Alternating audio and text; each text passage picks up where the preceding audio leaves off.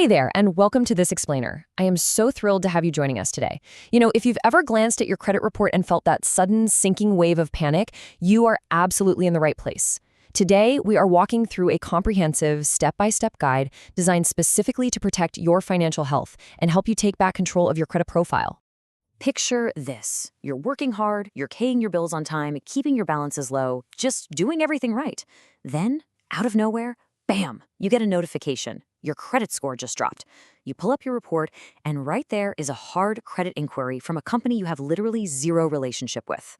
So what if a complete stranger lowered your credit score without your permission? It's a very real anxiety for millions of consumers, and honestly, it happens way more often than you might think. Sometimes it's identity theft, and sometimes it's just sheer corporate negligence. But listen, you do not just have to sit there and take it. Okay, let's dive into this. Here is our roadmap for today. We're covering 1. Understanding hard credit inquiries. 2. Spotting unauthorized credit pulls. 3. Your rights under the FCRA. 4. The step-by-step dispute process. 5. A real case on dispute failures. And finally, 6. Protecting your financial health. Kicking things off with Section 1. 1. Understanding hard credit inquiries. What they actually are and exactly how they function in the eyes of lenders. To truly protect your credit, we first have to get our terminology straight.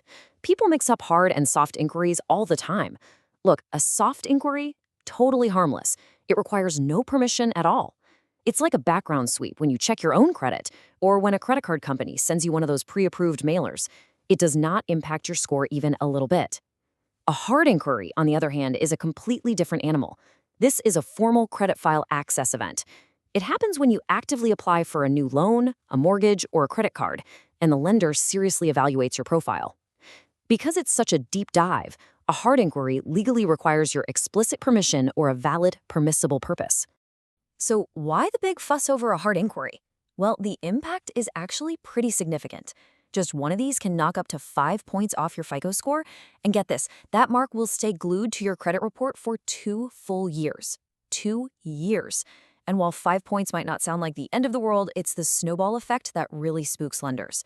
Applying for a bunch of new credit in a short window signals that you might be scrambling for cash. In fact, FICO data shows that folks with 6 or more hard inquiries on their report are up to 8 times more likely to declare bankruptcy than those with none. 8 times. That is exactly why you absolutely cannot afford to let unauthorized hard inquiries just sit on your report. Which brings us to Section 2. 2. Spotting unauthorized credit pulls. We need to shift from theory to action and figure out exactly how to spot these red flags. Catching these errors is completely in your hands, and it basically comes down to 3 simple steps. Step 1. Grab your data. Federal law says you have the right to a free copy of your credit report from Equifax, Experian, and TransUnion. You can grab this every single week at annualcreditreport.com. Step 2. Flip straight over to the inquiry section of your report. You're hunting for any company names or dates that just don't line up with your recent financial moves. And step 3, this one is huge. Actually verify the unknown names before you hit the panic button. Sometimes, you apply for a retail store credit card, but the hard pull is actually done by a third-party partner bank. So if a name looks completely alien, just do a quick web search or call the creditor up to see if it's tied to an application you really did submit. But what if you confirm an inquiry is completely unauthorized? Well, it's time to fight back. Section 3. 3. Your rights under the FCRA, or the Fair Credit Reporting Act. This is your ultimate legal arsenal. Congress actually passed the FCRA specifically to protect your privacy and your credit data. Under Section 604 of this law, there is a super strict list of what they call permissible purposes. A company cannot just go snooping through your credit for the fun of it. No way. They need a court order, a federal grand jury subpoena, your direct written instructions, an actual credit application you started, or written permission for something like employment screening. It can also be for underwriting insurance or a legitimate business need that you initiated. If a company pulls your credit and they don't meet one of these rigid criteria, they have literally violated federal law. Full stop. Now, what's really interesting about this slide is how strictly the government enforces this rule. The Consumer Financial Protection Bureau, the CFPB, issued an advisory opinion clarifying that this is a strict prohibition. Companies used to try and argue, hey, we thought we had permission, it was an honest mistake, but the CFPB completely shut that down. Let's say a company accidentally clicks the wrong name on a drop-down list and pulls your credit instead of somebody else's. Guess what? They still violated the FCRA and your privacy. There is no oops exception here. They are fully liable for generating that unauthorized inquiry. All right, so they broke the law.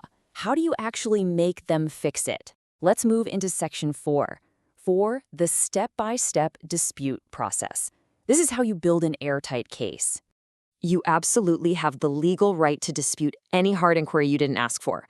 The process is straightforward, but you've got to be disciplined. First, you get your report and identify the specific error. But step 3 is where the magic happens. Gather your supporting documents. You're not just sending a grumpy complaint letter, you are submitting hard evidence. Once your evidence is rock solid, you move to step 4 and officially lodge your dispute with the credit bureau that's reporting the error. Now, how you actually send that dispute matters a ton. You've got 3 official channels. You can use the online web portals for Experian, Equifax, or TransUnion. You can call their dispute hotlines. But if you want absolute bulletproof record keeping, you really want to go with the third option, certified mail with a return receipt. Mailing a physical letter creates a concrete paper trail. It proves exactly what you sent and the exact date the bureau received it, which starts a literal legal ticking clock that we'll talk about in just a second. When you're drafting that dispute letter, don't leave anything to chance. Seriously, use this exact checklist. You need your full name, date of birth, and only a partial social security number. Never, ever send your full SSN through the mail unless they absolutely demand it. Give them your current address, plus your addresses for the past 2 years. Write a crystal clear description of the unauthorized inquiry, including the company name and date. Then attach a copy of your government-issued ID, a recent utility bill to prove where you live, and a copy of the credit report with the error clearly circled or highlighted. Oh, and if this inquiry was from identity theft, you absolutely must include a copy of your FTC identity theft report or a police report. That tells the credit bureau you mean business. And this brilliantly illustrates why you need to be so meticulous. Let's look at Section 5. 5. Real case, dispute, failures. What happens when the bureaus just fail to listen? Let's examine a real-world lawsuit filed just this year by the Swigert Law Group, involving a consumer and a credit union called Wiki. So, in April 2024, this consumer did everything right. He submitted detailed dispute letters calling out inaccurate Wiki accounts on his report, but on April 25th, Experian responded and essentially just rubber-stamped the accounts as verified and accurate, despite having solid evidence right in front of them that would make anyone seriously doubt it. Experian didn't even ask for more info. They just totally brushed him off. But because the consumer had a perfectly documented paper trail of his certified letters, he was able to take federal legal action against them for failing their duties. So the crucial point here is understanding the Bureau's actual legal obligations. Once they receive your dispute letter, federal law, specifically 15 U.S. Code Section 1681I, forces them to conduct a reasonable reinvestigation entirely free of charge. They can't just ignore you. They have exactly 30 days to investigate, reach out to the company that made the inquiry, and correct or delete the inaccurate info from your file. If they drop the ball and fail to do a genuine, reasonable investigation, like in that Swigert case, they open themselves up to massive legal liability. Finally, let's wrap things up with Section 6. 6. Protecting your financial health. Because cleaning up a mess is great, but preventing one in the first place is even better. To keep your credit locked down moving forward, adopt these empowering maintenance strategies. First off, make it a habit to check your credit reports weekly on annualcreditreport.com. It's completely free and takes like 5 minutes. Second, let technology do the heavy lifting for you. Set up push notifications or email alerts on your banking or credit monitoring apps so you know instantly if a new inquiry hits your file. Third, if a credit bureau rejects your perfectly valid dispute, do not give up. You can easily escalate the issue by filing a complaint directly with the Consumer Financial Protection Bureau. And lastly, if these errors just won't go away and it's damaging your financial life, it might be time to seek some legal advice from a consumer protection attorney. Before we officially close out, I do need to give a quick reminder. This explainer is all about empowering you with critical knowledge about your rights under federal law, but it is for informational purposes only. It doesn't replace professional legal or financial counsel, so definitely consult an advisor for advice tailored to your own unique circumstances. Which leaves us with one final, kind of urgent question to consider. Who is checking your credit right now? Seriously, it's your data, your privacy, and your financial reputation on the line. Don't just wait around for a complete stranger to ruin it. Go pull your reports today, hunt for those unauthorized inquiries, and use everything you've learned here to fight back. Thanks so much for joining me for this explainer, and hey, stay vigilant out there.